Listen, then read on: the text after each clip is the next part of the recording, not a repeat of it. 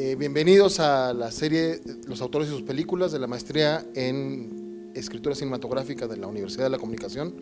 En esta ocasión estamos justo proyectando Sopladora de Hojas, que es el largometraje debut tanto de Alejandro Iglesias Mendizábal, que es director y guionista. Correcto, buenas noches, gracias por invitarnos, Sergio. Y de Luis Montalvo, que es cinefotógrafo, director de fotografía, pero además co-guionista. Correcto. Hola, ¿qué tal? Cosa inusitada en el cine mexicano, casi siempre en el CCC les enseñan a ser director total, es decir, guionista y director. En este caso, ¿cómo un alumno del CCC logra superar la barrera del director-autor? Ah, caray. Pues yo creo que Luis siempre tuvo una vis de director, de guionista, es decir, aunque por supuesto se especializó y se profesionalizó como cinefotógrafo. Yo recuerdo desde que vi su Ficción 1, de los primeros ejercicios que uno hace en el CCC, vi ahí que había intereses, bueno, hace rato estábamos platicando de eso, ¿no? Que Luis en realidad no es un fotógrafo que esté únicamente enfocado como en la parte visual, siempre está preocupado de que la historia funcione, de que la película vaya a algún lugar y por supuesto desde su trinchera, desde la fotografía, cómo puede ayudar a llevar la película a ese siguiente nivel.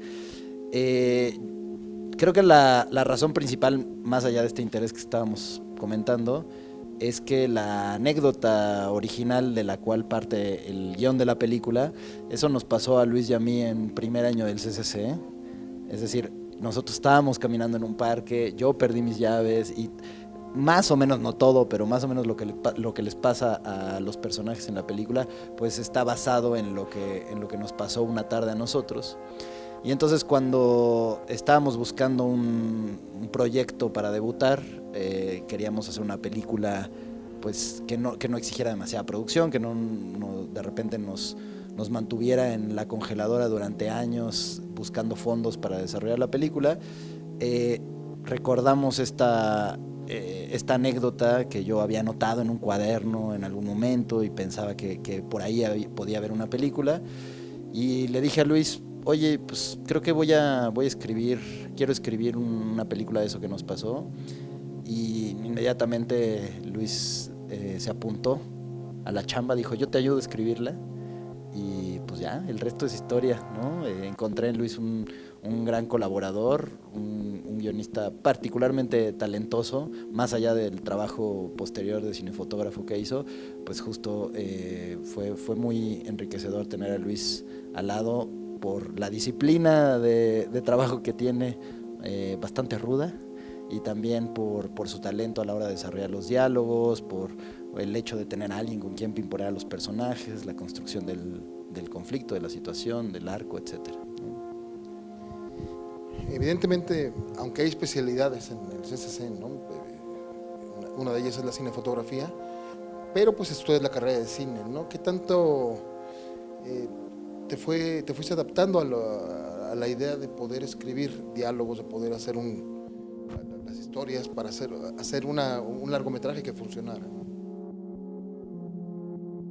Digo, pues es que fue bastante natural. O sea, sí, en el CCC aprendes de todo, ¿no? O sea, como que tienes clases de guión, tienes clases de foto, tienes clases de sonido, de realización, y luego ya te especializas, pero un poco pues aprendes a hacer de todo. Y el proceso fue un poco como lo que decía Alex, o sea, fue muy natural, parte de una anécdota que nos sucedió a nosotros. Entonces el proyecto, o sea, no era como, no fue para nada ponerme el reto de, voy a intentar escribir un largometraje, sino que compartimos muchos gustos de películas, compartimos un sentido del humor muy particular, queríamos sabíamos que queríamos contar una historia como de coming of age o como de adolescentes en transición.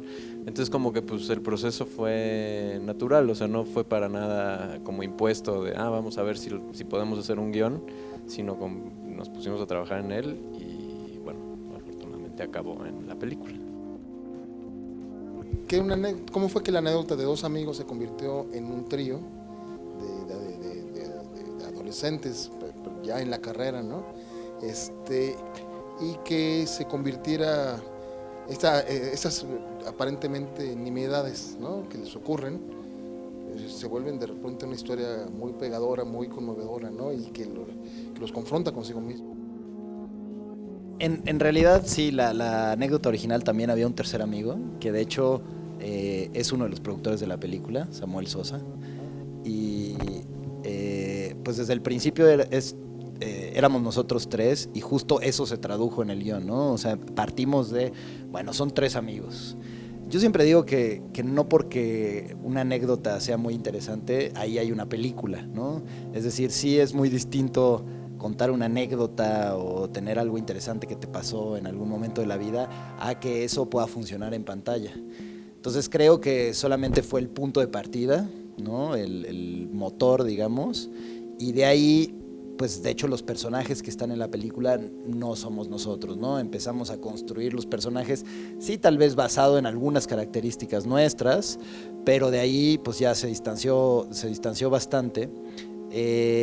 Y empezamos a ir más allá de la anécdota, ¿no? Lo que nos había pasado era esa tarde que se me había perdido las llaves a mí, y a partir de ahí pues habían pasado una serie de eventos que nos parecían interesantes. No sabíamos todavía bien por qué, pero pues eran graciosos, eran interesantes, eran raros, y pues como por eso los habíamos anotado ahí como en un post-it, así de, bueno, en algún momento tal vez nos sirvan, ¿no? Pero hay un montón de cosas que uno anota y que deja en un cajón y que dice tal vez en un momento la usa y luego pasan años y ahí están, ¿no? Eh, lo, Poco a poco cuando fuimos escribiendo fuimos integrando otros elementos de anécdotas propias de amigos cercanos. Recuerdo que justo cuando estábamos en el proceso de escritura murieron varias personas más o menos cercanas a nosotros, o maestros, un compañero de una generación arriba nuestra del CCC, Paco Valle. Y entonces el estar yendo a los funerales, Luis y yo juntos, incidió directamente en el proceso de escritura de la película, ¿no? Como que de repente dijimos, aquí hay algo, puede ser que no solamente, ¿cómo hacer esta tarde que sea más importante de lo que es, ¿no?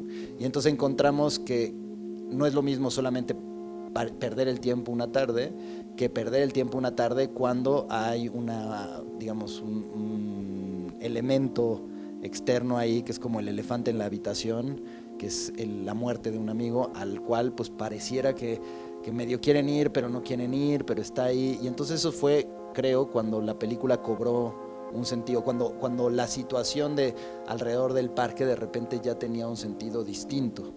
Y creo que eso es lo que crea el cambio de tono o la transición tonal un poco hacia el final de la película. Digo, no sé si estoy spoileando, pero de alguna manera creo que ahí fue, digamos, lo que de repente distanció mucho la anécdota original de la película.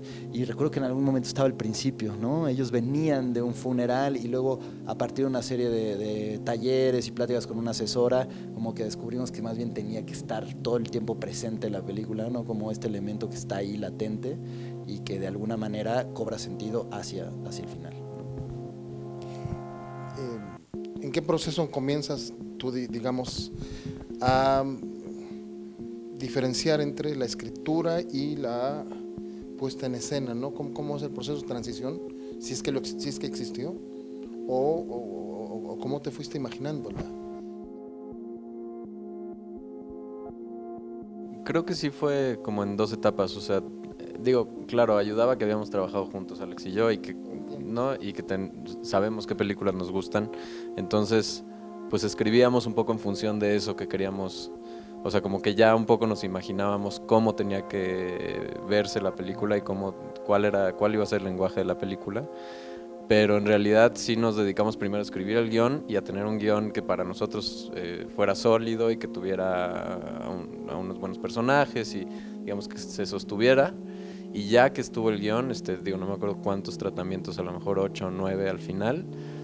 Pero en realidad ya hasta que pasamos a la parte de producción de la película es que empezamos a hablar concretamente de tiros, shooting, tiempos, estética, etcétera, ¿no? O sea, como que sí separamos, creo, esas dos etapas, pues un poco como fueron sucediendo.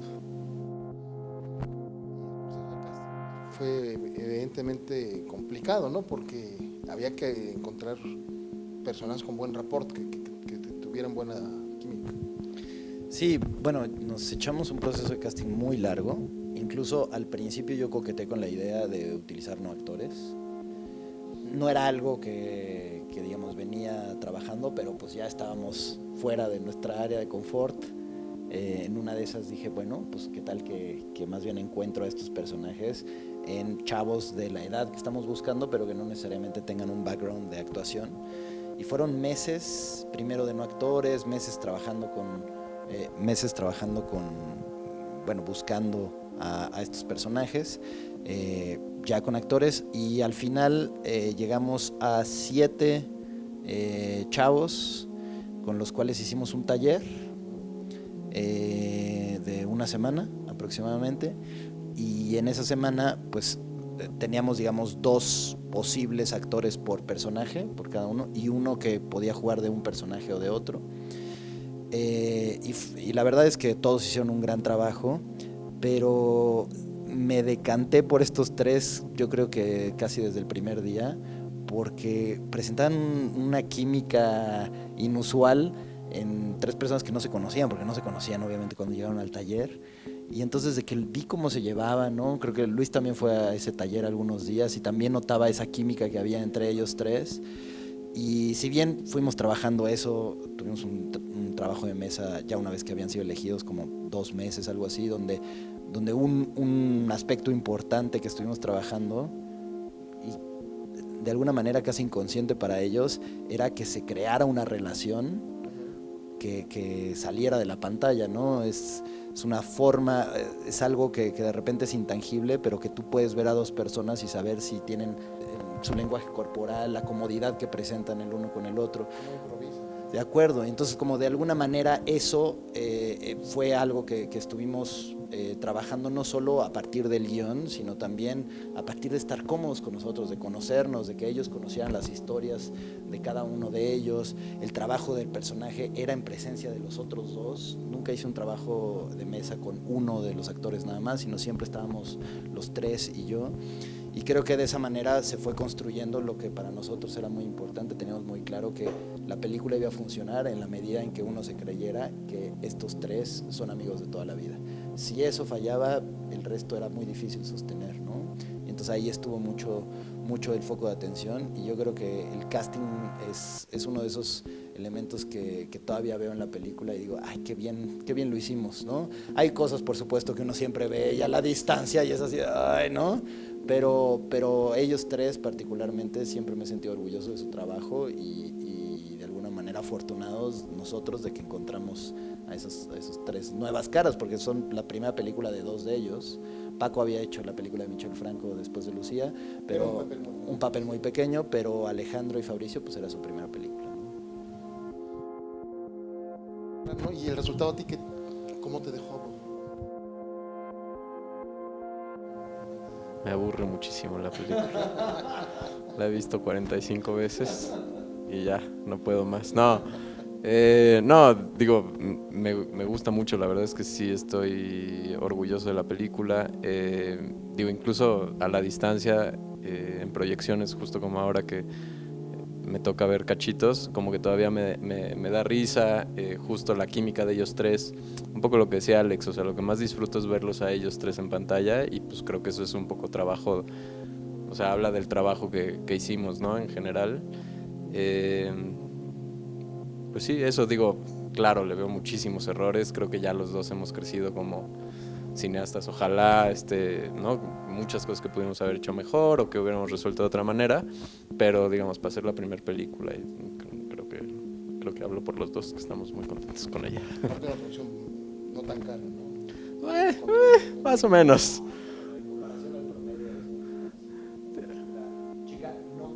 O sea, no tan chica como la pudimos haber hecho. En algún momento nos planteamos que era una película que si no conseguíamos fondos la íbamos a hacer los fines de semana con la cámara de Luis, ¿no? Entre cuates, y al final sí tuvimos un Eficine que nos aportó la comodidad, la tranquilidad para filmar y que se le pagara a la gente que estaba trabajando, pero sí, en realidad en términos presupuestales pues es una película pequeña, ¿no? Y y eso nos ayudó muchísimo a que la pudiéramos hacer rápido, a que la pudiéramos hacer en las condiciones en las que queríamos.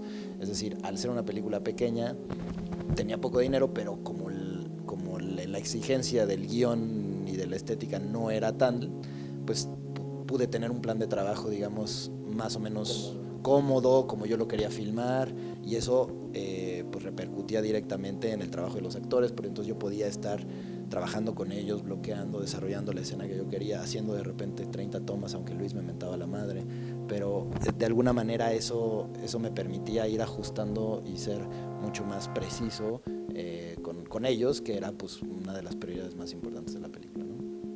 Perfecto. Pues vamos a continuar la charla acá arriba, ahora que acaba la película, ya con el público, a ver qué tal nos va. Pero los invitamos a que nos digan en las charlas de Facebook Live de la Universidad de la Comunicación a seguir estas proyecciones aquí en la Fraternidad de la Universidad, organizadas por la Maestría en Escritura Cinematográfica. Y pues muchísimas gracias por traernos esa sopladora de hojas, Alejandro. Gracias, Sergio Raúl, por la invitación. Luis. Gracias. Y bueno, sigan pendientes de las actividades cada 15 días aquí en la Fraternidad, en el corazón de la Condesa.